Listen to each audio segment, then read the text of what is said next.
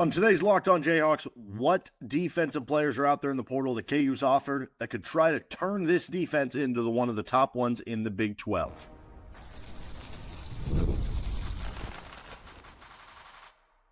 You are Locked On Jayhawks, your daily podcast on the Kansas Jayhawks. Part of the Locked On Podcast Network, your team every day. What's happening? Derek Johnson here. This is Locked On Jayhawks. Thanks for making it your first listen every day. Thank you to the everydayers catching each and every show. We are free and available wherever you get your podcasts, and you can find us on our YouTube page where you can like and subscribe to the show. And on today's edition, we're going to be breaking down some of the KU football defensive transfer portal targets, doing a little bit of a roundup with some of the offers and visits that have come out so far from that. So we'll start with the front seven, get to the defense backs, and then some of the latest news around the program as well. This episode of the show is brought to you by Game Time, where you can download the Game Time app, create an account, and use code LOCKEDONCollege for $20 off your first purchase with Game Time. So we did our offensive player roundup in yesterday's episode, so check that out, and thank you to the everydayers if you already caught that one, going over some of the offers from offense. Already there's been more to the offense, so we'll give you an update on that at some point next week. But let's go to the defensive side of the ball. So we're going to start with the front seven in this segment. Langden Kitchen, great name. Also, Northwest Missouri State is where he was previously at, D2 school. Gigantic dude, 6'7". He is also 270 pounds. So I don't think you have any questions about, okay, is he going to be big enough to transfer over? I'd imagine he'd be somebody who plays the strong defensive end position for KU, which they certainly need. When I look at the defensive end spots, like that's the one where I think they need it even more than the more of the weak side defensive end spot. He was just a sophomore this past season. He'll have 2 more seasons, potentially 3 if he needed a redshirt year. Not that that would be a plan, and based on his offer list, he is he's going to have some good opportunities basically no matter where he goes. He had 11 games played this past year, 21 tackles, 8.5 tackles for loss, 5.5 sacks, 3 pass deflections, 2 forced fumbles, fumble recovery, just filling up the stat sheet. Also 2 blocked kicks, so it would help you on special teams too. Then there's Dayon Hayes. He's a defensive end who was a former teammate of Bengali Kamara, the linebacker you brought in as a transfer from South Carolina. But before that, Kamara was at Pittsburgh, and that's where he was a teammate with Hayes. Hayes is a 6'3", 265-pound defensive end. He was a 4-star at high school, ended up going to Pitt for 4 years, used his extra COVID year to come to Colorado this year, and he was having a good year. He was leading the team in sacks and TFLs through the first, 3 games of the season. Then he had a season-ending injury. So his extra year from the medical redshirt now, he'll have 1 final year, but 15 sacks in his career. He's had multiple sacks each of his 5 seasons of college football. 64 grade on Pro Football Focus this year, but you're talking about somebody who was in the 70s the previous 2 years on Pro Football Focus. He had 44 pressures in 2023. That would certainly be a big-time get should KU be able to go after a player like that. Then you have a defensive end / linebacker hybrid in Reginald Hughes. He is a transfer from Jacksonville State. 6'2", 230 pounds. He played at Northeast Mississippi Community College for a year. Then he ended up being the number 1 JUCO linebacker, goes to Ole Miss for 2 years, plays kind of sparingly, and then he transfers to Jacksonville State this year where they win a Conference USA title. He has 83 tackles, 4.5 sacks, most of them as a linebacker. He had 9.5 tackles for loss on the season. Pro Football Focus grades are fine, 59 in 29 snaps in Ole Miss his first year, 70, but just 40 snaps in 2023 at Ole Miss. And then this year, in over 750 snaps, he had a 62.8 grade, so fine, obviously at a lower level of play, but his best trait was tackling. He was a 75 grade at tackling, which would certainly be nice. A 64 in coverage. The coverage grades consistently being solid, though, makes me think that he can be a linebacker, but also he had 26 hurries, so maybe you could play him as a defensive end. I wonder if he'd be like the J.B. Brown role. If you're going for Reginald Hughes, like, is he the J.B. Brown role? Going to be a linebacker who hits you hard, can rush the passer a little bit. And also, he had a good game against Power 4 opponent. Louisville was their Power 4 opponent this year. He had a 69 grade, 76 tackling. And you look at it, his final 3 games for Hughes were his lowest rated games, according to Pro Football Focus. So, and they got progressively worse. I wonder if he was playing through an injury at the end of the season, that those numbers would have actually even ended up being better at the end of the season had that not been the case. Mekhi Gabayer, I don't know the pronunciation on this one. He's from Nebraska, 6'2", 230 pounds, redshirt junior in 2024. So he'll be on his final season in 2025. Nebraska had a pretty good defense this year, ended up making it to a bowl game, 49 tackles, 6 tackles for loss, 1 sack this season in what was the most play he's had in any season. 73.5 PFF grades. So this is somebody who had some good numbers there at a Big Ten level. He had an 80 grade in run defense, a 70 grade in tackling, not quite as good in coverage. He played 370 snaps. They rotated him out on some coverage downs at times. He was a 65 in coverage. So this would be one where, you need linebacker help. Maybe he's more of the ilk of your 2-down linebacker, but maybe with another year becomes more of that full 3-down guy.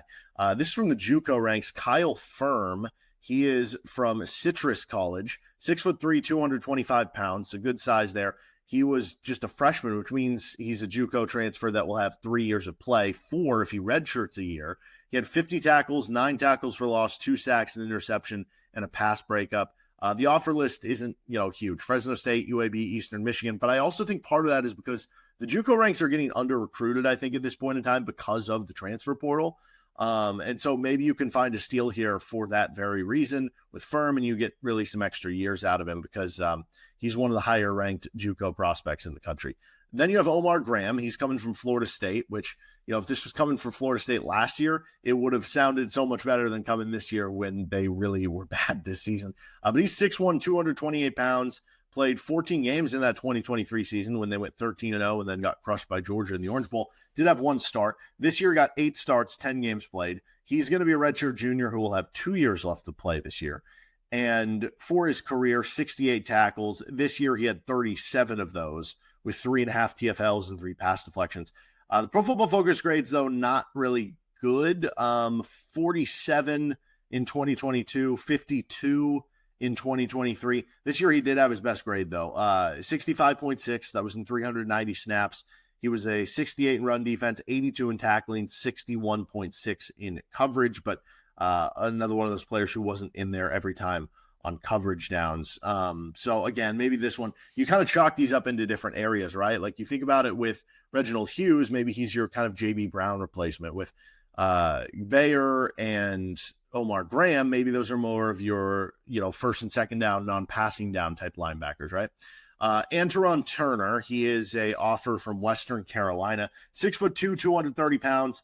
He played 15 games between 2022 and 2023, took a red shirt, and 12 games played this season. He's going to be a redshirt junior in 2025. He'll also have 2 seasons left. 61 tackles, 6.5 TFLs, 3 sacks, 2 pass deflections. So solid stats there. The PFF numbers, though, don't really love Turner. 59.6 PFF grade. 60 in run defense, 64 in pass rush, 57 in coverage. Here's the big one that's weighing down the number, just a 44 tackle grade. And this is one that scares me a little bit because with Turner, he missed 23% of his tackles, according to Pro Football Focus. Taiwan Berryhill this year, I wouldn't call him the most pristine tackler in the game for KU. Taiwan Berryhill missed 21% of his tackles. But Berryhill, to his credit, did it against Power 4 competition. Western Carolina is an FCS team. So if he's missing more tackles at the FCS level than Berryhill missed, for instance, I don't know that that's your guy, but, they need more depth and they need linebackers. So maybe you're just trying to get bodies in there. I don't know. Bryan McCoy, he is a transfer from Akron, 6 foot, 225 pounds, 33 career games played over 3 seasons. He's going to be a true senior next year. 120 tackles this season alone. That is mad production there. What's weird, he only had 1.5 tackles for loss. Is that concerning that, he's just playing for a bad Akron team and they're just funneling tackles to him? And it's like, well, I'm not really making big plays, but it's like somebody has to make these tackles. It's kind of like the Fish Smithson type of thing for KU. I don't know. 239 tackles in his career. Again, not many other numbers, but the PFF grades are actually, respectable here. 67.7 for this year, 73.8 last season. He had really strong run defense grades both years. He left some to be desired in coverage, though, 35 targets against. He gave up 31 catches on the 35 targets. So When opposing quarterbacks targeted him, they completed 89% of their passes with a 134 NFL passer rating. Now, as we're going through these, you might notice there is no perfect player, and there's a reason these players are in the portal, and KU is not living. It's not like basketball where KU is living at the very top of the portal. So you do have to deal with some flaws, and you hope to just mask those with coaching and player substitutions and formations and whatever.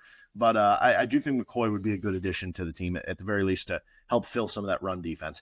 Alex Mitchell is a linebacker transfer. Chattanooga, 6'1", 230, 27 games played over 3 seasons. He'll be a senior this upcoming season. He had 100 tackles in 2024, 2 sacks, 2 forced fumbles, 2 interceptions. Year before, 78 tackles, 3 forced fumbles, interception.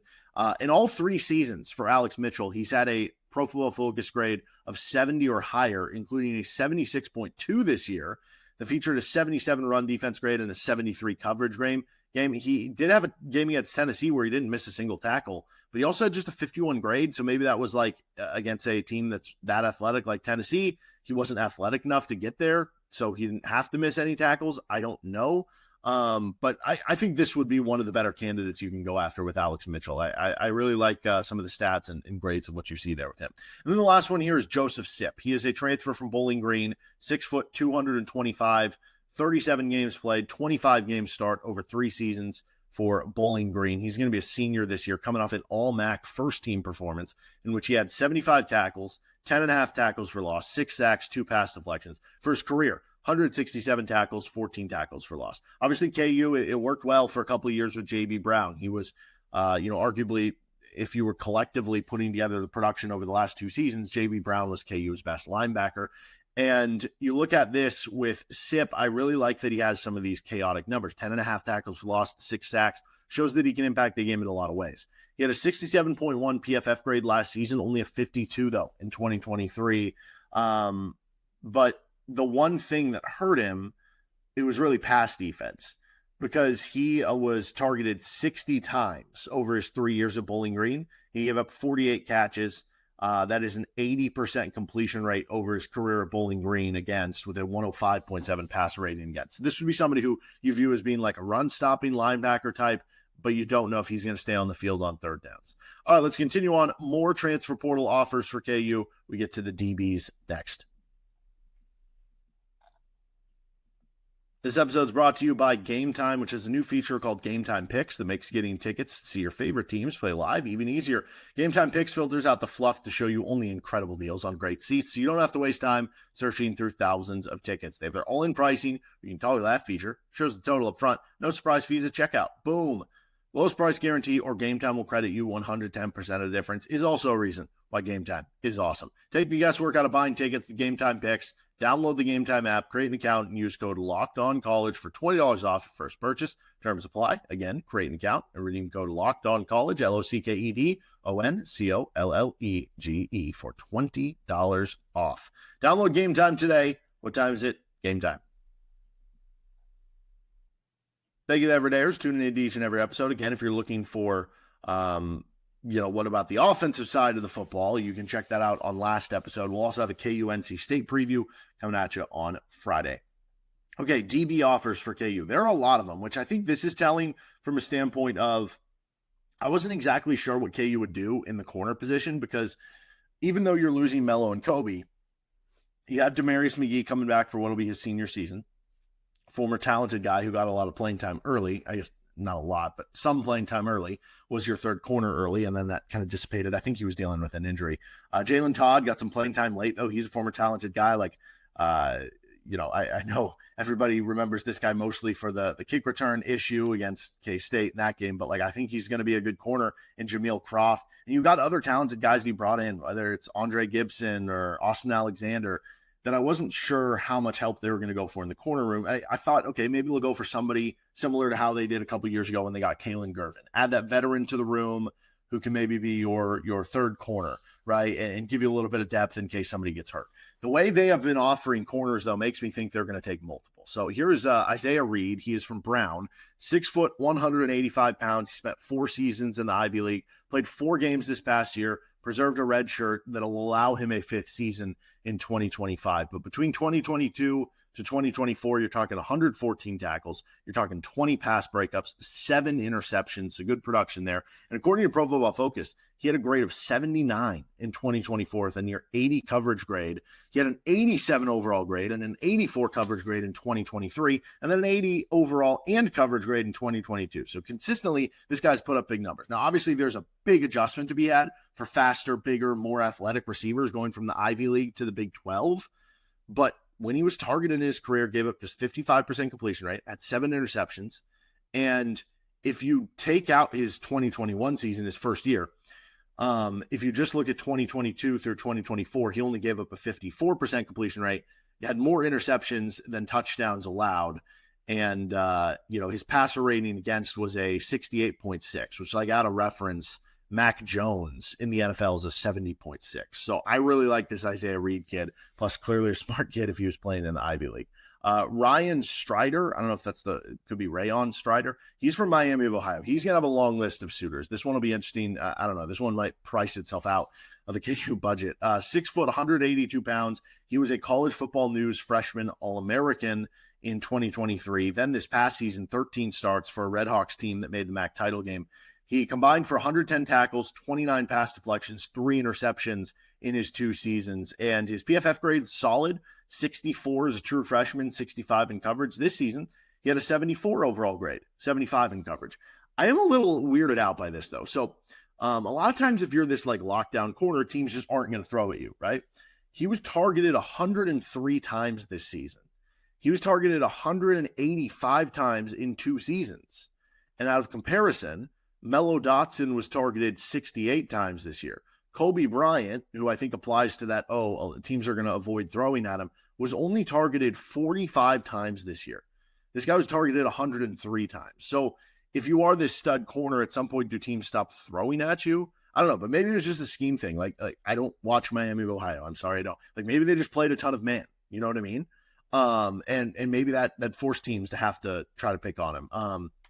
But the numbers are good enough. 59% completion rate against, only 6.9 yard per attempt allowed, 2 touchdowns allowed, but 2 interceptions, 13 pass breakups, and a 78.5 NFL passer rating against. So those are all good numbers. So I don't know why the targets are so high against him. You would think, especially in the MAC, if this player is that good, people would be like, no, we are not throwing at him. So I don't know. Maybe it's just a weird thing about who's grading the games. Maybe it has to do with their scheme or something like that. Clearly, he has a long list of suitors, and he'll be a tough one to get for whoever does end up getting him. Zelmar Vetter, he is, beyond having an awesome name, Sacramento State out of the FCS, which has been a really good FCS program of late. 6'3", so good size at the corner position.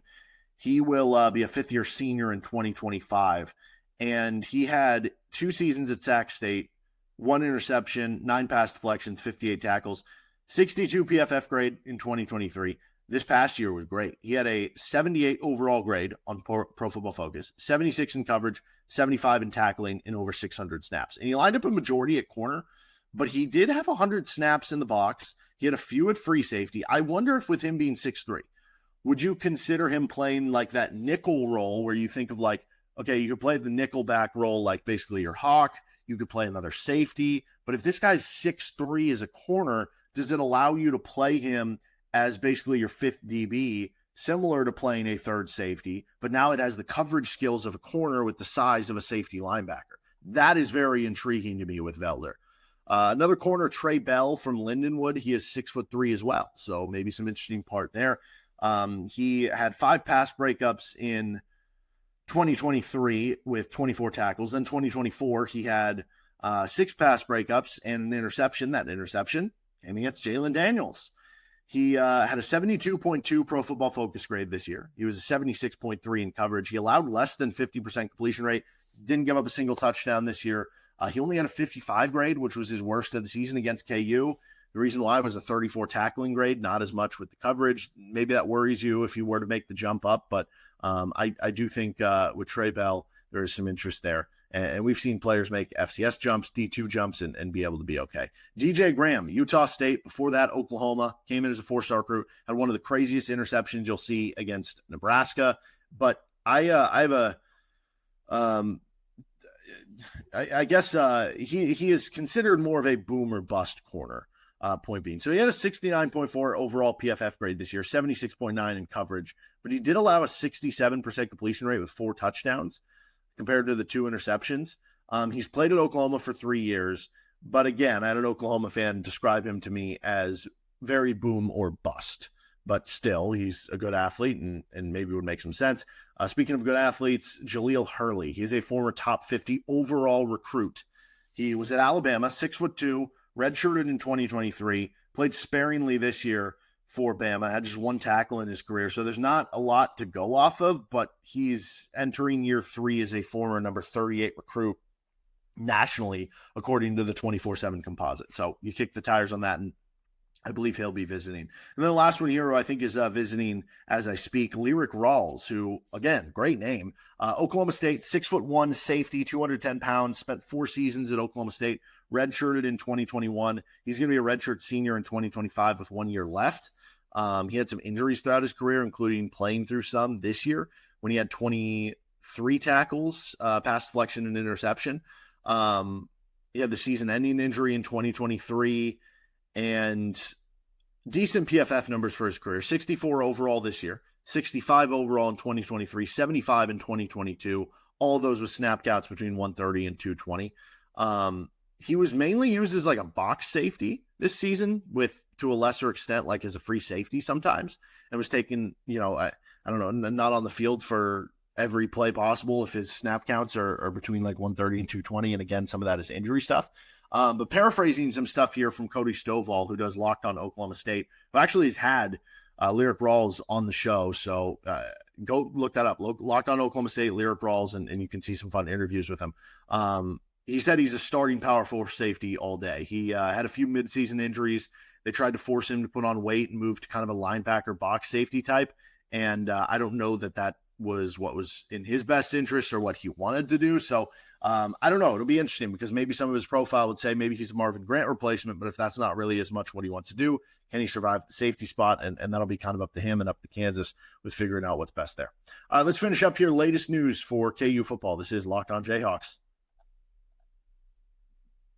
Our episode today is brought to you by FanDuel Sportsbook. Get ready to tackle the NFL action with FanDuel, America's #1 sportsbook. Because right now, new customers can bet $5 and get $150 in bonus bets if you win. The FanDuel Sportsbook app gives you everything you need to place live bets on the NFL all in one place. So when you get a hunch in the middle of the game, you can check out the latest stats, view live play-by-play, and so much more on the same page where you place your bets. Just visit FanDuel.com to join today. You'll get started with $150 in bonus bets if you win your first $5 bet. That's at FanDuel.com. Never waste a hunch and make every moment more with FanDuel, an official sportsbook partner of the NFL.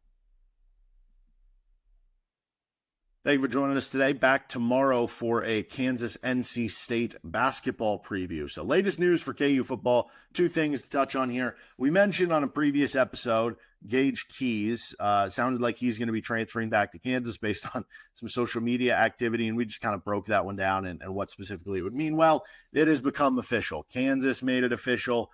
Gage Keys had kind of a funny tweet about it happening, being like, my bad, messed up, yada, yada, yada. And again, like I said, I didn't blame him. He got a good bag to go to Auburn, and now he gets to kind of have his cake and eat it too and come back to Kansas. And I like the Kansas defensive tackle rotation. I like it even better now that Keys is in there because I think he represents somebody with a high ceiling. I think if he would have stuck around at Kansas, he would have been a starter last season. Now, obviously this year, there's been some emergencies over this past season at the defensive tackle room. And because he left, he's going to have to earn back a spot. And maybe, I don't know that I would expect him to be projected to be a starter or something like that right away. But I think he's going to be part of the rotation. And I think he certainly adds some strength to it. And then Tre Doiron goes pro. Now, he could have had one more year for KU. He started his career, I believe, at Buffalo, was a starter early in his career, comes over to Kansas, and doesn't really play a ton, but sounded like he made some good moves over this past offseason to work himself into being closer to,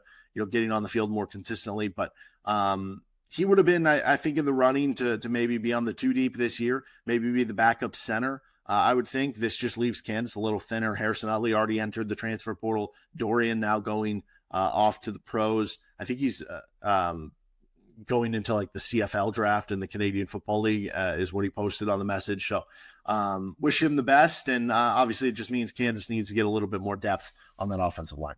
All right, that'll do it for this episode of Locked On Jayhawks. You can find our show anywhere you get your podcasts, including on our YouTube page. Back tomorrow for KU NC State's preview.